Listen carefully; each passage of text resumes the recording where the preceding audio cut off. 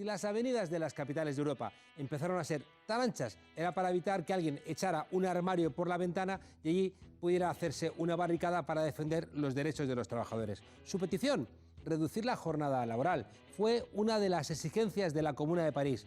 Fusilaron a más de 20.000 comuneros por pedir estas cosas tan radicales. En política de empleo, siglo y medio después, hay un máximo que se repite una y otra vez. Cuando una reforma laboral entra por la puerta, los derechos laborales salen por la ventana. Una cosa son los eufemismos que utilizan para defenderla y otra, las consecuencias para el trabajador. De cara al gran público, el objetivo de las reformas laborales es siempre el mismo. Hay que crear empleo. Ya, empleo, empleo y más empleo. Se llenan la boca con la palabra empleo, pero ¡ay, amigos! Y cuando esa reforma laboral produce efectos adversos como los medicamentos con tantas contraproducentes consecuencias, pues pío, pío, pío, que yo no he sido. ¿He sido yo? Estos profesionales de la mentira utilizan siempre un envoltorio atractivo para que el gato parezca liebre. El problema es que cuando queremos leer la letra pequeña ya nos han engañado. Que esa reforma de Fierabras que lo cura todo, en realidad es una trampa, la enésima trampa. Un retroceso laboral para reducir costes a sus jefes, los del IBEX 35 y compañía. Vamos, que cuando no eres capaz de subir la productividad o de aumentar tu capacidad de ventas, ¿a dónde miras tú para conseguir beneficios? Pues a pagar salarios de miseria. O sea que el objetivo de las reformas laborales siempre en España es el mismo: satisfacer a las empresas que necesitan carne de cañón en régimen de semiesclavitud. Llegará el día en que en una entrevista de trabajo nos pidan dinero por trabajar. Ah, no, que eso ya se hace. ¿Es que no pagan acaso los becarios de los grandes chefs un dineral por fregar perolas? Y cuidado, esto no lo digo yo. Lo dijo aquel superministro llamado Luis de Guindos, el de los áticos con información privilegiada. Cuando le pillaron infraganti por las cámaras, reconoció que la reforma laboral era extremadamente agresiva. Toma ya. Tomorrow we approve the reform of the labor market, and you will see that it's going to be extremely aggressive. Esto solamente dicen la verdad cuando nadie les escucha. En fin, que parece un deporte nacional tomar el pelo con las cifras macroeconómicas y cuanto menos las entendamos, pues más nos la cuelan. La reforma laboral, podríamos decirlo con mucha simpleza y llaneza, es un expolio de derechos.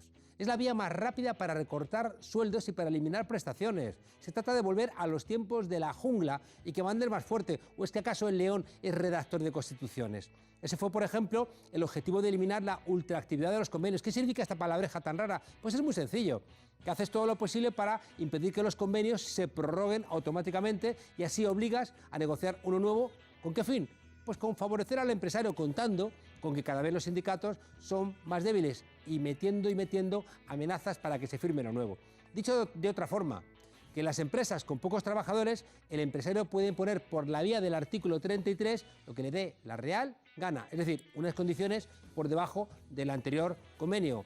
Hoy te quiero más que ayer, pero menos que mañana. Y el que no esté de acuerdo, pues ajo y agua o a la calle. Que para eso hay millones de parados deseando trabajar, aunque sea en condiciones infrahumanas.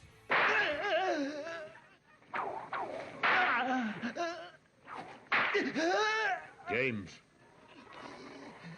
te llamas Toby. Quiero oírtelo decir. Vaya latigazos. El resultado de estas políticas económicas es que es siempre el mismo. Precariedad, precariedad y precariedad. Y cuando te pilla en los últimos escalones de la cadena, las consecuencias son dramáticas. O si no, que se lo digan a colectivos como las Kellys, o a los de Vodafone, o a los de Globo, a los de Deliveroo, a la gente de día. El algodón no engaña. Vamos a hacer la prueba del algodón. Han pasado 7 años desde la reforma laboral de Rajoy. ¿Y hay menos temporalidad? ¿Hay mejores sueldos? ¿Hay más estabilidad? Pues no, no y no.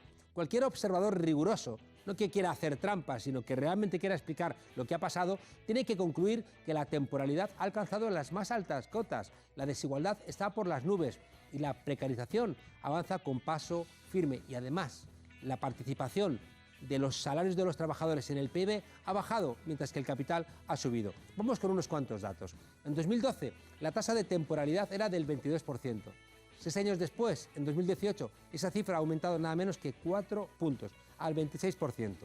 El porcentaje de trabajadores pobres es del 12,2% del total, es decir, que trabajas pero no llegas a fin de mes y no puedes cubrir tus necesidades básicas. Lo mismo ocurre con la tasa de empleo a tiempo parcial.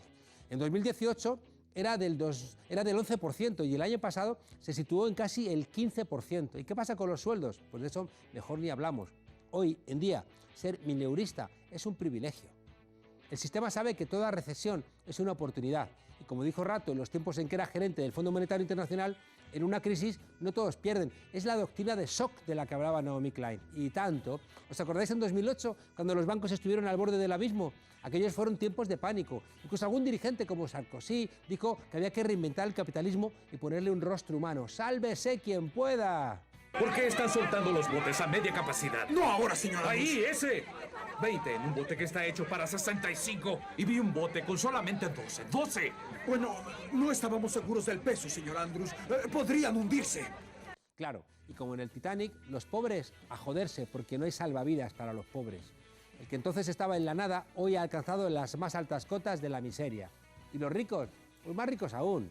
En España, durante la crisis, como os decía, la parte de los trabajadores en el PIB ha bajado. ¿Eso qué significa? Que puedes trabajar, pero que no estás colaborando a la riqueza del conjunto porque se la están robando los que no te pagan por tu trabajo lo que te corresponde. Aquella crisis sirvió como coartada para fulminar el estado del bienestar.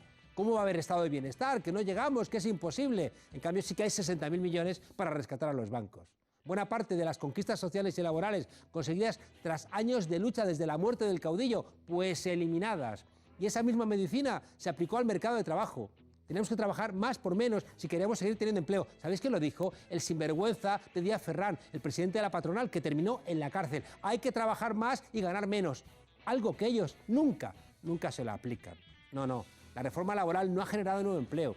Solo ha servido para que Fátima Báñez se ponga medallitas a ella y algunas a la Virgen. El PP se llenaba la boca hablando de los contratos que se creaban en nuestro país. Lo que no decían era que la inmensa mayoría eran efímeros y que la creación de empleo era porque donde antes había un puesto de trabajo lo troceaban en 3 o en 4.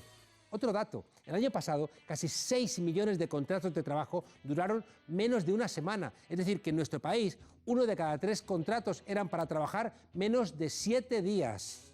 Lo voy a repetir otra tercera vez, porque hay algunos que esto no lo acaban de entender. España va bien, las cosas van bien. Muy bien va España, y no os digo para las mujeres y para los jóvenes, porque todos estos datos se empeoran. Claro, pero para estos apóstoles del retroceso social, con despacho en la COE o en los centros de estudios del IBEX 35, los minijobs no son un síntoma de enfermedad de nuestro sistema productivo, al contrario, para ellos la temporalidad es un signo de los tiempos. Venga, flexibilidad, pero no para ellos nunca. Se trata de una especie de fenómeno meteorológico con el que debemos aprender a convivir. ¡Vamos, más flexibilidad, señores! Aunque aquí siempre los que doblan el espinazo son los mismos.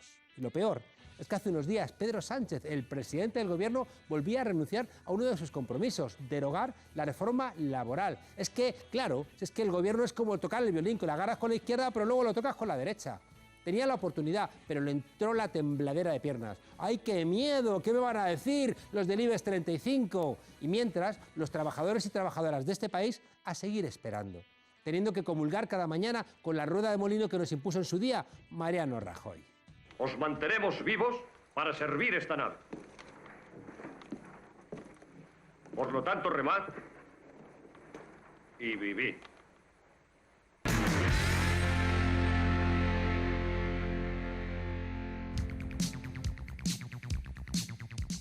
Voy a votar a Vox para echar a Pedro Sánchez de la Moncloa. ¿Pero qué dices, Epi? ¿Tú no sabes cómo funciona la ley DOT? No lo sé, yo solo quiero quitarle las llaves del Falcon. Dinero. Dinero.